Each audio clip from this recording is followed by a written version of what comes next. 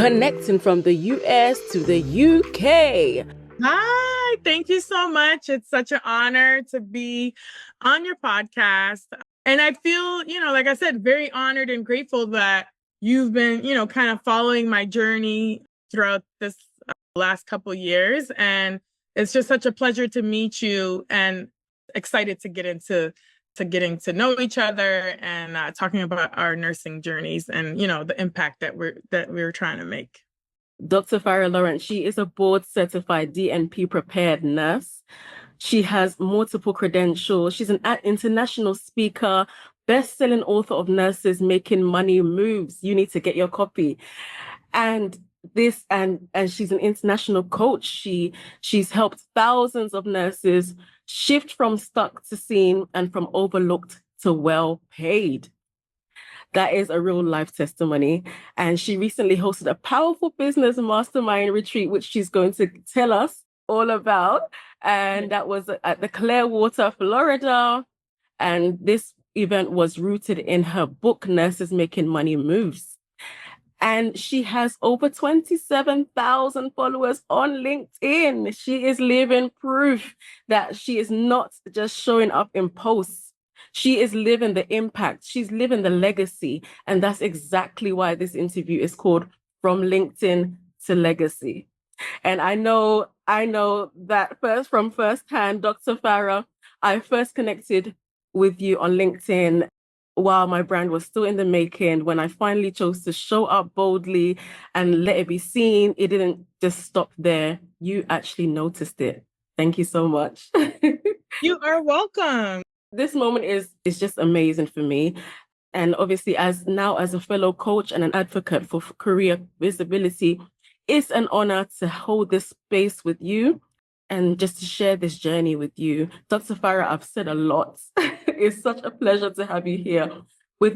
Thank you. Yeah. I'm excited to be here, and I'm excited, to hear more about your journey and really see your growth too on LinkedIn and what you're doing. So thank you for the invite. I really appreciate it.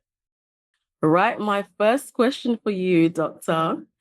Farah, is what was the moment you realized your voice was finally being heard? And when did you realize it was finally building something? It was finally making a movement? I think growing up, I never thought that I didn't have a voice. I used to joke with my older brothers.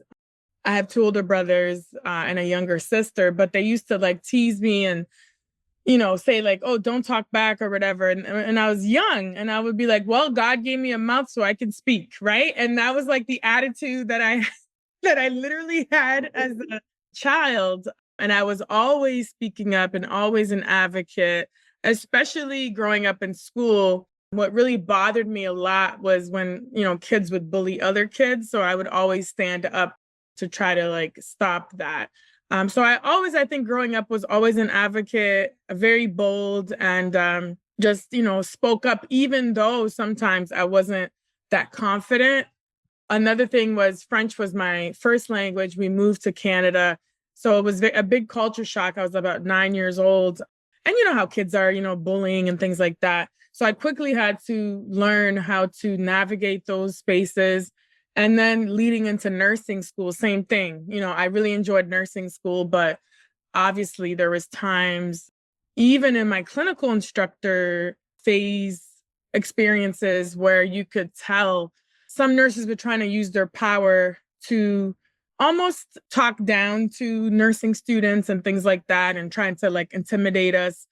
And I wasn't having any of it. I was like, no, we're not doing that. So, and I think I built enough character with my clinical instructors that they knew and trusted me. So I always lead with integrity. So people kind of know my character. And then same thing, even when I became a new grad, a lot of people try to test you. And the story there too is I literally got laughed at by my clinical instructor, and she told me I would never be an ER nurse and that I should go into med surg like they tell a lot of nurses. She was like, you're too unorganized. I was like, no. I was like, I'm going to pursue what I want to pursue. So literally my whole career, I've been told these different things, told no. But I always said, I'm going to speak up for what I believe in. all the way up to my leadership. And I just actually did a post about this. Happy Nurses Week, because Nurses Week is about the power of nurses. So I spoke in this post on LinkedIn that sometimes, we have power in unity and in numbers, but sometimes the real power is sometimes standing up as a lone wolf and like really taking the courage to speak up when everybody else doesn't have that same courage. So there's been ups and downs, but I don't think I ever really lost my voice. I've always just been a big advocate for speaking up. Yeah. I'm going to be moving on to building a brand now. You've Okay. become a standout presence online, not just for what you say, but for how you position your brand and genuinely show up. What mindset shift helped you from posting to positioning yourself as a thought leader to inspire nurses to get off their feet and acknowledge their worth beyond the infamous bedside? So that's a great question, because I always tell the story that before I started my business as a nurse career coach, about, I'd say almost 4 years ago, I didn't really think of branding or personal branding whatsoever. Obviously, now it's been like a big buzzword, kind of everywhere you hear about branding and personal branding. But before, like I said, before business, I was in the ER. And I remember one time I remember this moment. I was sitting at my computer and I was absolutely pissed off, or I don't know what you guys say in the UK, vexed. I don't know. Whatever you say, right? I was so mad because I didn't agree with the performance evaluation that I had just gotten, because I was a badass ER nurse and like I knew my stuff, right? And they gave me a poor eval and I questioned them and I said, I'm not signing this evaluation because I don't agree with what you put in it. I said, you are not analyzing my performance. You are analyzing the type of personality that I have. I said, so are we doing a performance eval or are we doing a fair personality eval? So they didn't like that and I didn't sign and I left. So I was mad. So the nurse manager comes up to me. She's like, Farah, you really need to work on your brand. And I just looked at her. I'm like, I don't know what you're talking about, but I'm busy here with my patients and like trying to do the best. So later on, when I started building my business, I realized the importance of building a personal brand, even as a nurse.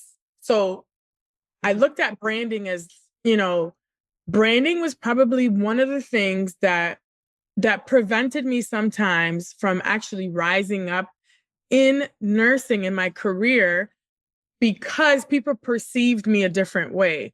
Even though I had good intentions, I had good integrity, I was an amazing nurse.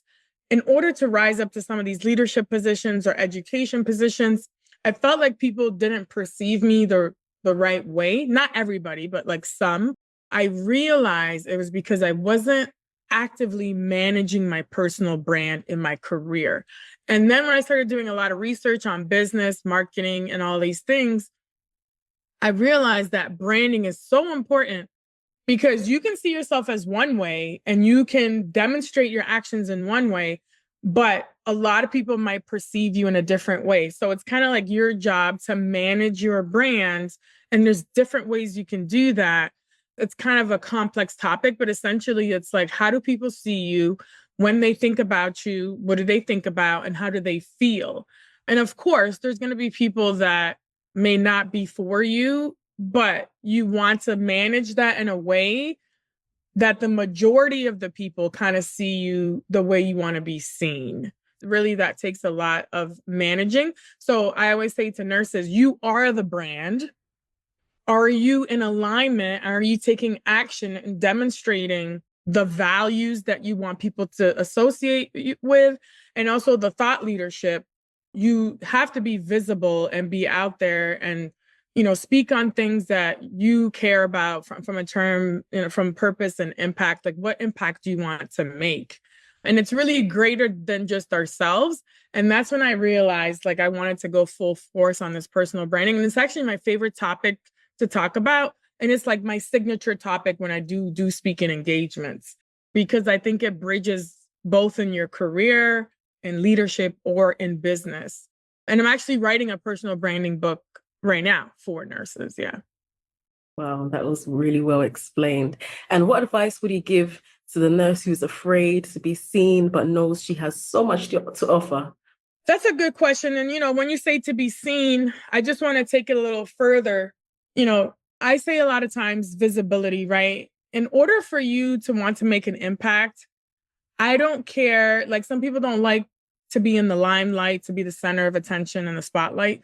And you don't necessarily have to be like on social media that much or whatever. But I still think if you want to make an impact, whether it's a business or in your career, or even if you want a nonprofit, you need to be able to lead, and then you need to be able to kind of influence others to see your vision. And the only way you're going to do that is if they know about you. If they don't see you, they don't know about you, they're not going to be able to like and, trust you. So in business, we talk about the know, like, and trust factor. If no one knows what you're doing, it's going to be hard to move your agenda forward in terms of like whatever impact you're trying to make. And you can still make that impact without being all over social media or whatever, but you need to do it in another way, whether it's going to networking events. People need to know your work and what you do, what you stand for, and your values. So for those who are afraid, I say take yourself out of it, because when you have a vision, and I always talk about God and the universe, when you have a vision given to you by God or whatever, you're on assignment, right? It's bigger than you. So if you remove yourself and your feelings out of it, and you're like, this is my assignment, this is my purpose, this is my impact, you're not going to feel shy about getting on camera, because you have a message, you have work to do, and you have impact to make. And people, again, back to the power of one, like, we need to realize we can literally change communities and do a lot of things just being one person, but you need community. So if people don't know about you, they're not going to be able to join your tribe or join the impact or the movement. They need to know about you. And then in terms of employers, some people might think, well, I'm in academia, I'm in this leadership role, I can't be here on social media, talking about things that I really care about. And then my question to them is, if your employer has a problem with what you're doing, do you really want to work for that employer? And the other thing is, if you're not saying anything wrong, why should it matter? And the third part of this is, if you think that your job is secure, think again, because literally employers, right? It's a business. If they don't want to deal with you anymore, and I don't care if you're unionized or non-union, they will find a way to let you go, and they can let you go in the matter of a minute.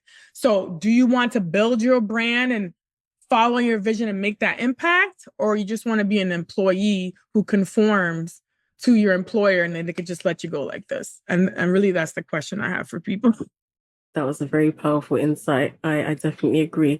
But how about the one suffering from imposter syndrome, the one who's desperate to build a brand, but her mindset has just held her down?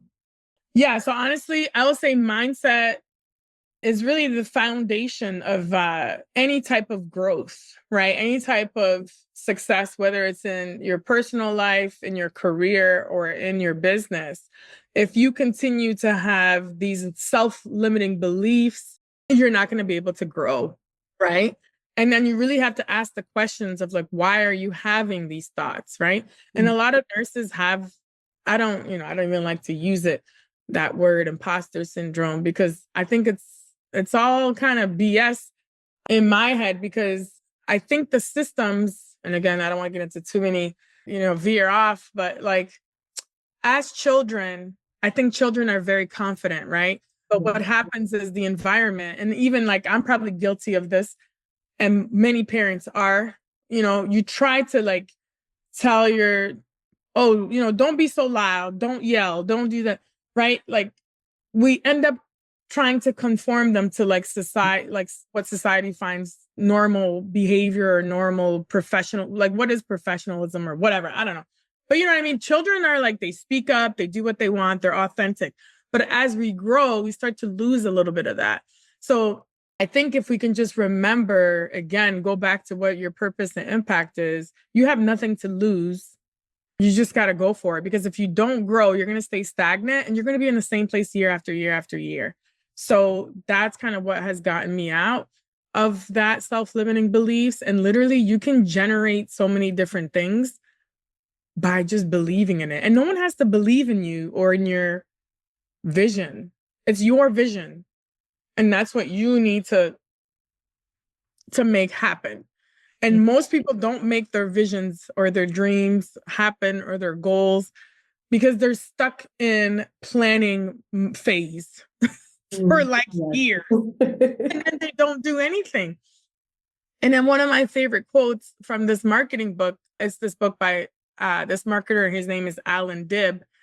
And his book is, one of his first books is called The One-Page Marketing Plan. And one of the sentences he uses in there, because I used to be stuck in this phase, and sometimes I still am, and I have to pull myself out of it, is he says 80% out the door is better than 100% in the drawer. Wow. Sometimes we're like, there's this opportunity, but I want to make this so perfect. And then now you've missed the opportunity when you could have just sent it out 80%. It's just good enough. Just go, right? Like that's the mindset. It doesn't have to be perfect. You gotta move. And then the other thing about success, I follow a lot of millionaires and things like that. Most people are just so stuck, and I'm also guilty of this. We seek so much validation. And I think it happens when you're children. You seek validation from your parents, like, oh, can I do this? Is this okay? We have to remove ourselves from always trying to seek validation and just go for what it is that we want to go for. So that's another piece with the mindset. Just stop trying to seek validation. And I went to this conference once, and I don't know who originally said this quote, but they're like, validation is for parking, right? Like you don't need validation. Do what it is you want to do. And then the other piece is like, for success, you need to be able to move quickly. Like time is everything. Wow. You know, people sit on ideas for years and years and they don't execute. You just have to take action. And if you fail, who cares? You learn from it and you keep going. Wow, you really hit the nail. I love that. I love that. Thank you. Hey, oh wow, that was really, really inspiring. That actually inspired me, actually. I really connected to that. I really, really did connect to that. Thank you. Okay, let's talk getting paid. Let's talk income. Yes, getting paid. That's a topic that nurses don't like to talk about. Yes. Talk about making those money moves. Yes. Okay, Dr. Farah, you have helped real nurses move into six-figure roles. Yes. Not just with strategy, but through mindset shifts, as you've covered. Yes. What helped you shift from being seen to building value and income through your own brand? You know, there's so many different ways I can talk about this. So number one, society has built this, I guess, connotation or association with money being evil or something like that, right? And I think it's a bad association or depicted thing. And people's relationship with money is very interesting. And I think it all stems from, again, the way you were raised, your environment, and things like that, right? And just society in general. And even our school systems and education systems, you know, I'm going deep on this, right? They don't really prepare us for an entrepreneurial mindset, I guess you could say. And not everybody has to be entrepreneurial or want to start a business. But my point to this is governments and society wants to create someone who has an employee mindset. And it's like we grow up thinking we have to get a good job. We have to get all these certifications, again, for more validation, pay all this money to school so I get the paper degree. And then there's people graduating that can't even find a job, right? And then when we get into, like, some of us have a whole master's, a whole doctorate, and then we're over here afraid to negotiate for our salary.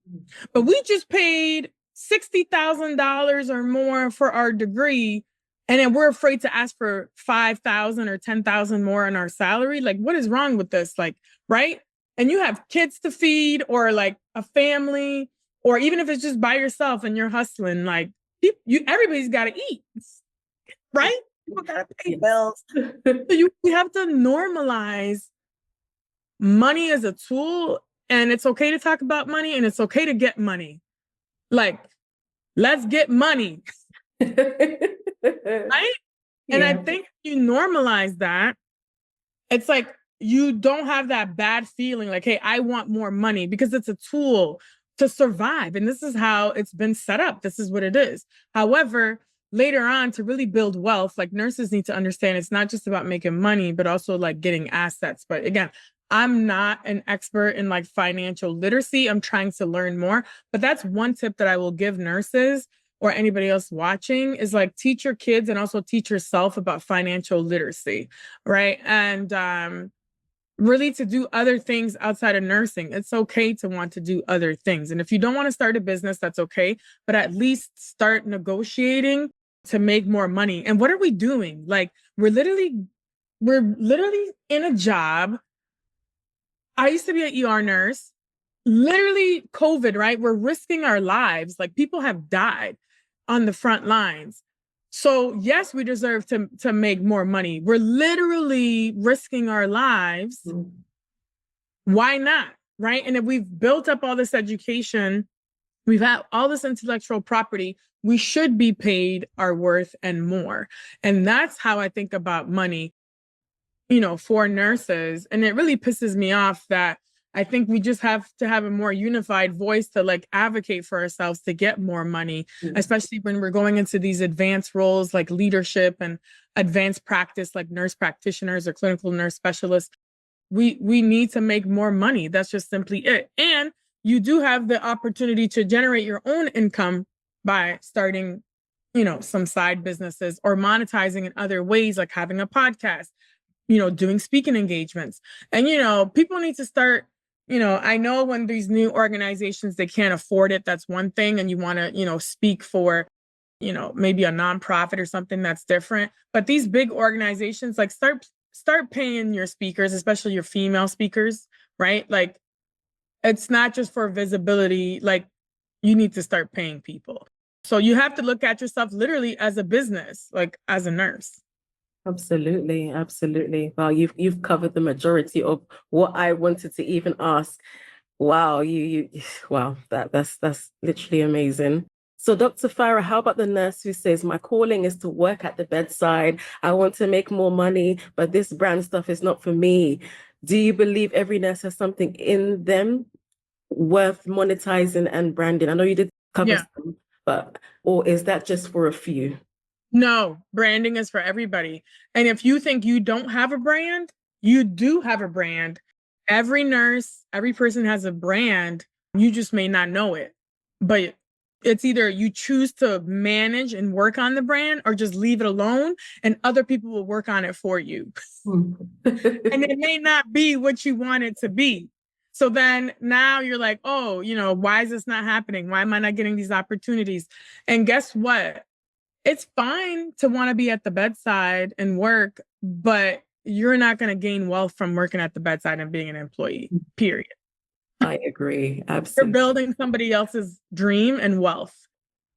And nothing against that. If you're content, being at the bedside, then that's fine. That's great. But don't complain that, you're not building wealth and you don't have enough money, because you need to learn how to invest or how to have assets. And you're not going to be able to do that if you don't have another, like, multiple streams of income, or at least doing something else. Right. And you also have to think about it in terms of, what if you can't work at the bedside anymore? What are you going to do? Yeah. Or what if you get fired? I got let go 3 times from high leadership positions in 5 years, despite having a doctorate and 6 board certifications and 20 years of experience. So what are you going to do? If you build a brand over time, people will know you, they'll trust you. You can literally pivot into anything else and you'll have a tribe, you'll have, something to monetize from, because you'll always have your intellectual property. You have something that you can give others to be able to make the impact that you want. And it's not just all about money, right? It's just service. What service can you provide to someone else? Or what product can you do to solve a problem in in the world or in healthcare, because it doesn't necessarily have to be in nursing or in healthcare. Like if you'd love to do events, you could build a business doing events, whatever it is you want to create, right? But you have to be solution focused and realize, the world is the world. You need to be, adaptable and learn how to survive. And that's part of that is pivoting and making money. Wow, that is powerful. That is well said. Well said, Dr. Farah. And before we wrap up from that topic, I want to pause on something powerful, and that is your master retreat. You recently created a full business experience rooted in your book, Nurses Making Money Moves. What inspired you to launch that retreat? Yeah, so it all actually starts with the book. Like I said, I wrote that in 2023. I was speaking at a conference, and I said, well, I want to create this book, and it's a workbook. It's only available right now, actually, in the US market and Canada on my website, but I'm going to try to convert it to Amazon eventually so everybody else can be able to purchase.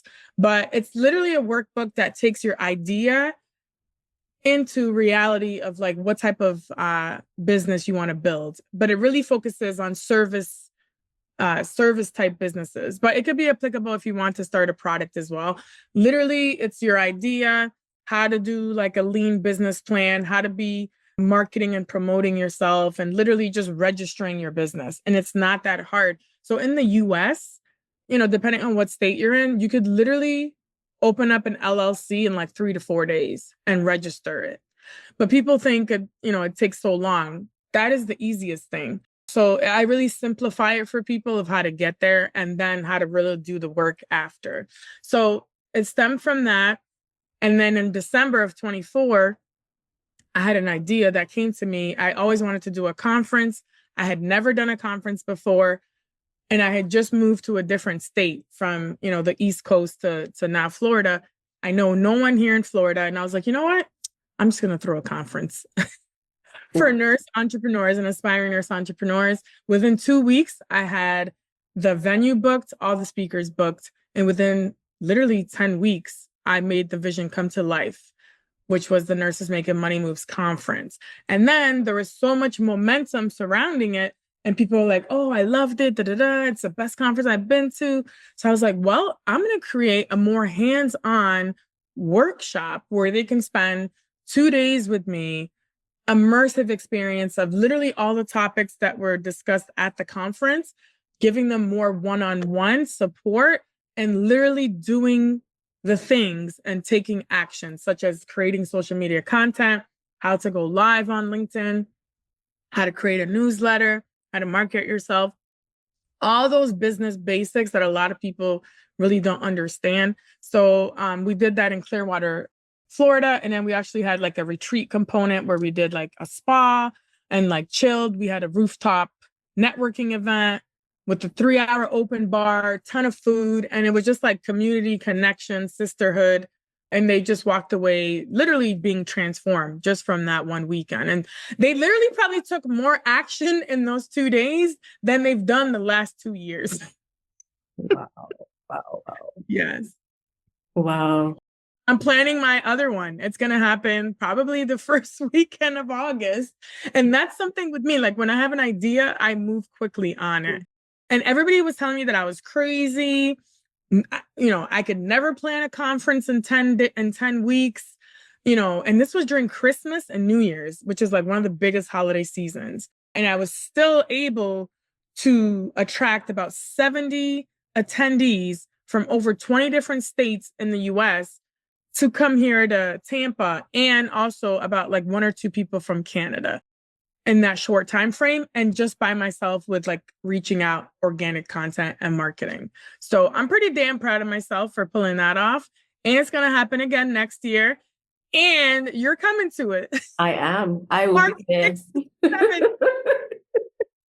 Tampa. Watch this space. Yes, Nurses Making Money Moves 2026. She is going to be there live. I will. Done and sealed. Yes, we're manifesting because that's what. And it's international. Like you can come from wherever. Yeah. Wow, wow. Oh, it just shows that consistency really breaks resistance. And that is something I've gathered from your personality today. Your consistency. I mean, this is so hard to do. It's just so hard to just, some people procrastinate, some people say, yeah, I've got this idea, but with you, you just move, move, move. What gives you that passion to say, yep, I'm moving, yep, I'm going? And what Yeah. challenges, like, I say a couple things. Number one, I've always been like a high energy, positive person. And I probably have undiagnosed ADHD. I'm just like always like thinking ideas and like, let's do it, let's go, let's make it happen. That's the type of like personality that I have, right? And then my husband sometimes be like, you're too much of a dreamer, like you need to be proud. I'm like, no, I'm a visionary, like this is me. And then of course my kids, but you know, he's supportive with my stuff. My kids, I have two kids, an 8-year-old and a 4-year-old. So of course, you know, they're the driving force for every parent to want to, you know, to create that generational wealth for your kids. So that's really it. And then the other thing is like, in the beginning, I was, you know, a people pleaser and then also like trying to prove people that I can do it. But now it's really shifted to like prove to myself that I can do stuff. And I'm like, I don't care what y'all say, I'm going to do what I want. And that's it.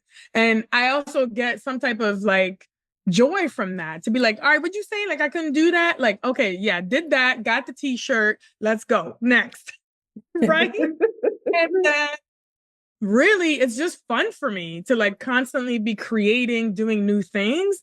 And then also the feedback that I'm getting from the community and like nurses, you know, also has given me strength. And then, of course, most of all, I really do believe in God. And I honestly think, and I say like, he has given me the strength and the vision because I was like, there's no way I could have just pulled this off myself. So I joked in the beginning because it's true. I'm like, God was my event planner, like literally. There's no way, like 10 weeks. yes. Venue book. And it wasn't just any venue. Like this was the universe, like this was, I'm sorry, that was the Tampa Museum of Art. Wow. Like they have like fashion shows, they have like weddings, these, and girl, it was not cheap, right? So and I had 0 sponsors, no sponsorships. So I took that leap and was like, I know it's going to happen. And because I've built this brand over the last like 3 to 4 years, people were like, oh, I've been following you. Like I'm rocking with you. But then there's people that never even met me, didn't know about me. I had like a couple conversations and they're like, yeah, I'm down. Right. Because I think my energy is really infectious. And because I'm so like positive and like, let's go, let's do this, I'm just shaking up the, you know, the nursing world a little bit because I'm all about, you know, uplifting nurses, empowering them to just take action. Because like you said, so many people just like talk the talk and yeah, I walk it like I talk it. Hey. And I like to have fun. And that was my thing about these experiences. You go to nursing conferences and it's like, oh my God, like it's so boring and stiff. And I'm like, nah, that is not going to be my vibe. You could still learn and have a great program and have it be fun and different. And the difference with my event at the conference, I'm not just having nurses, I'm having like different powerhouse women who are literally shattering like the glass ceilings and coming in and doing their thing. So I had like a pitch competition, champion, 13-time national champion. She was the keynote, not a nurse, right? So many different people, because I think nurses need to learn from other industries. And that's kind of what I'm doing and just putting my own spices together to, you know, spice it up for people because people want authenticity. Like they're tired of the boring and the same old. So that's kind of what I bring. So y'all need to come to the conference. Absolutely. Okay. Yeah. And within the retreat, what did it teach you about the nurses you were serving? Or what does it teach you about the nurses you're actually serving now overall and how they're ready to rise? So kind of like I've just started, I'd say over the last year, really creating content, serving the aspiring nurse entrepreneurs who want to start businesses or at least grow their business and be more visible, build their brand. But really my original target audience was focused and it still is, on new graduate nurses and helping them be more bold and fierce and going after what they want. So I literally say I help new nurses level up, land their dream job in less than 90 days, making up to 170K. Because as a new nurse, they kept telling me that I couldn't do this, couldn't do that. So that's what kind of drove me to help that target audience of the new nurse. But then so many nurses were coming to me and were like, well, how did you become a nurse career coach? How are you doing this? How are you doing that? So then I've now kind of, that's the other target audience that I'm serving. But what I find is they're just like afraid to take action and afraid to sell. But it's not really like, I don't see it as selling. So I tell them to like reframe their mindset. Like, you're not selling, you're serving.